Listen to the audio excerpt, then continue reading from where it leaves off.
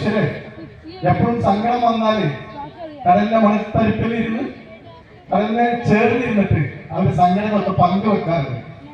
പക്ഷെ ഞങ്ങളെ കൂട്ടുകാർക്ക് മറ്റൊരാളിനോട് സങ്കടം പറഞ്ഞപ്പോ തിരിച്ചു പോകാൻ അവർക്കുള്ള ഒരു ഇടം നമ്മൾ ഒരിക്കണം. ചിലപ്പോൾ നാളെയൊന്നുമില്ല, അത് സാധ്യമാണെന്നുള്ള നമ്മള് പ്രത്യാശിക്കാൻ അതിനാണ് ഈ പ്രപ്പോസൽ സമർപ്പിക്കാൻ.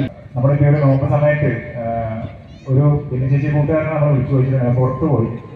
അപ്പൊ അവര് പറഞ്ഞെന്താന്ന് വെച്ച് കഴിഞ്ഞാല് ഇല്ല, പോയിട്ടില്ല, നമുക്ക് സഞ്ചരിക്കാൻ പറ്റിയ ഒരു സ്പേസ് നമ്മുടെ ഒരു സൊസൈറ്റിയിൽ ഇല്ല എന്നുള്ളതാണ് അവര് പറഞ്ഞിട്ടുണ്ടായിരുന്നത്. അവരുടെ ഫാമിലി മൊത്തം പുറത്തു പോയിട്ടില്ല. അപ്പൊ അതുപോലെ ഒരുപാട് ഇപ്പൊ പറഞ്ഞ പോലെ തന്നെ ഇവരുടെ അഭിപ്രായം ചോദിച്ചു കഴിഞ്ഞാൽ കൈപിടിച്ചത് ഇറങ്ങാനുള്ളൊരു റാമ്പ് പോലെ ഇവിടെ ഉണ്ടായില്ല. അന്ന് ഇവിടുത്തെ സലാംക്ക ഓർമ്മ ഉണ്ടോന്ന് അറിയില്ല, ആ മനുഷ്യനോട് പറഞ്ഞ് ഞങ്ങൾക്ക് ഇവിടെ ഇങ്ങനെയുള്ള സൗകര്യങ്ങൾ ഒരുക്കണമെന്ന്. അന്ന് ആ മനുഷ്യൻ പറഞ്ഞ വാക്ക് എന്താണെന്നറിയാമോ? നിങ്ങൾ അടുത്ത പരിപാടി എന്നാണോ നടക്കുന്നത് അതൊന്നുകൊണ്ട് പറഞ്ഞു തന്നാൽ മതി. അപ്പോൾ 4 മാസം കഴിഞ്ഞാൽ പരിപാടി ഉണ്ടാവും. ആ 4 മാസത്തിനുള്ളിൽ ആ റാമ്പും ആ ബാത്റൂമിന്റെ പ്രൊജക്റ്റും കാര്യങ്ങളൊക്കെ പറഞ്ഞു. നിങ്ങൾ ഈ സമർപ്പിക്കുന്നതിന് വെറും 50 സെന്റ് സ്ഥലവും 30 ലക്ഷം രൂപ മതി. നിങ്ങളെ കൂട്ടുകാർക്ക് ഏറ്റവും മനോഹരമുള്ളതായിട്ടാണ് അത് പദ്ധതിയിൽ വകയിരുത്താൻ വേണ്ടിയിട്ട് ആത്മാർത്ഥമായിട്ട് ചെറിയ ചർച്ച വരട്ടെ. അതിന് മുന്നേ സാധനം ക്ഷണിക്കുന്നു.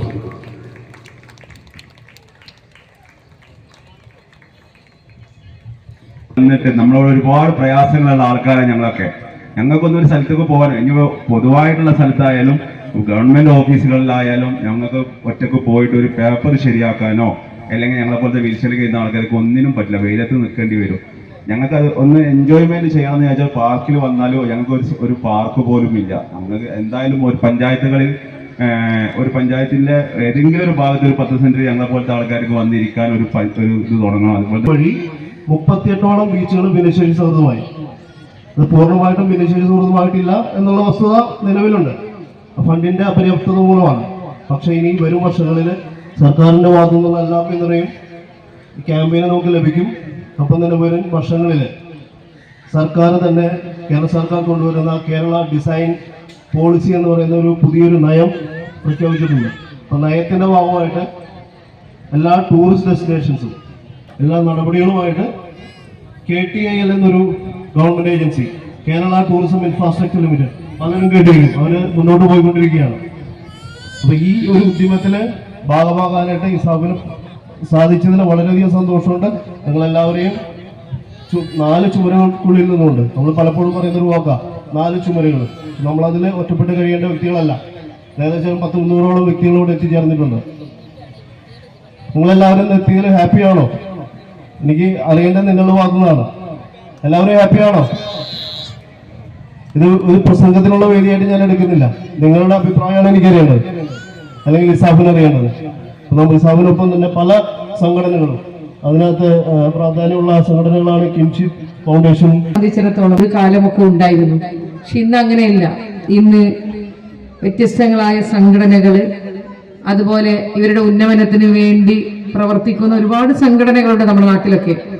അവരെല്ലാവരും ഇവരെയൊക്കെ ചേർത്ത് പിടിക്കുന്നുണ്ട്. തദ്ദേശ സ്വയംഭരണ സ്ഥാപനങ്ങൾ ചേർത്ത് പിടിക്കുന്നുണ്ട്. അപ്പൊ ഇത്തരത്തിൽ വീടിന്റെ അകത്തളങ്ങളിൽ കഴിഞ്ഞിരുന്ന ദേശം മാത്രമല്ല, അതോടൊപ്പം ഇത്തരത്തിലുള്ള പ്രകൃതി ഭംഗി അവരെ കൊണ്ടുവന്ന് കാണിച്ചു കൊടുക്കുക, അവർക്കും അത് സാധ്യമാണ് എന്ന് അവരെ ബോധ്യപ്പെടുത്തി കൊടുക്കുക എന്നൊരു ഉദ്ദേശമാണ് ഇതുകൊണ്ട്. ബജറ്റിനകത്ത് സംസ്ഥാന സർക്കാർ നമുക്ക് ഫണ്ട് തരുന്ന സമയത്ത്, അല്ലെങ്കിൽ ആ ബജറ്റ് പ്രഖ്യാപിക്കുന്ന സമയത്ത് ചിലവഴിക്കാൻ സാധിക്കാത്ത ഒട്ടനേകം ആളുകൾ ഇന്ന് നമ്മുടെ മലപ്പുറം ജില്ലയിലുണ്ട്. അവര് വീട്ടിൽ നിന്ന്, അല്ലെങ്കിൽ ആ കിടപ്പ് മുറിയിൽ നിന്ന് ഒന്ന് മറ്റു ഇടങ്ങളിലേക്ക് പോകാൻ പോലും സാധിക്കാം. 400-ലധികം വരുന്ന ആളുകൾ ആ ക്യാമ്പിനകത്ത് പങ്കെടുത്തിട്ടുണ്ടായിരുന്നു. 400ഓളം വരുന്ന ആളുകൾക്ക് ഏകദേശം 1 ലക്ഷം രൂപ അല്ലെങ്കിൽ 1,20,000 രൂപയുടെ ഇലക്ട്രോണിക് വീൽ ചെയർ കൊടുക്കാൻ ഞങ്ങളെ സംബന്ധിച്ചിടത്തോളം വലിയ തുക, അല്ലെങ്കിൽ 4 കോടിയിലധികം രൂപ ചിലവഴിക്കേണ്ട ഒരു അവസ്ഥ വരികയാണ്. അപ്പൊ അത്രയും തുക നമ്മൾക്ക് മാറ്റിവെക്കാൻ സാധിക്കാത്തതിനാൽ ആദ്യഘട്ടത്തിൽ 60 പേർക്ക് കൊടുത്തു. രണ്ടാമത്തെ ഘട്ടത്തിൽ ഞങ്ങൾ ചെയ്തത് ജില്ലയിലെ 94 ഗ്രാമപഞ്ചായത്തിന്റെ പ്രസിഡന്റുമാരെയും 15 ബ്ലോക്ക് പഞ്ചായത്തിന്റെ പ്രസിഡന്റുമാരെയും ഒക്കെ വിളിച്ചുകൊണ്ട് പറഞ്ഞു, ഇങ്ങനെ ഒരു വലിയൊരു പ്രോജക്റ്റ് ഉണ്ട്, ആ പ്രോജക്റ്റ് ചെയ്യണമെങ്കിൽ നിങ്ങളുടെ സഹായം കൂടി വേണം. അങ്ങനെ ജില്ലയിലെ മുഴുവൻ തദ്ദേശ സ്വയംഭരണ സ്ഥാപനങ്ങൾ, മുനിസിപ്പാലിറ്റി ഒഴികെ വന്നിട്ടുണ്ട്. ഈ ലിസ്റ്റ് തയ്യാറാക്കി കഴിഞ്ഞ് ബാക്കിയുള്ളവർക്ക് ഒരു പക്ഷേ ഈ സാമ്പത്തിക വർഷം കൊടുക്കാൻ, ഇത് പുതിയ സാമ്പത്തിക വർഷമാണ് 25-26, ഒരു പക്ഷെ സാധിക്കില്ല എങ്കിൽ പോലും അതിനുള്ള ഒരു പദ്ധതി നമ്മൾ ഗ്രാമപഞ്ചായത്തും ബ്ലോക്ക് പഞ്ചായത്തും ഒക്കെ കൂടി ആലോചിച്ചുകൊണ്ടാണ് ചെയ്യാൻ ഉദ്ദേശിക്കുന്നത്.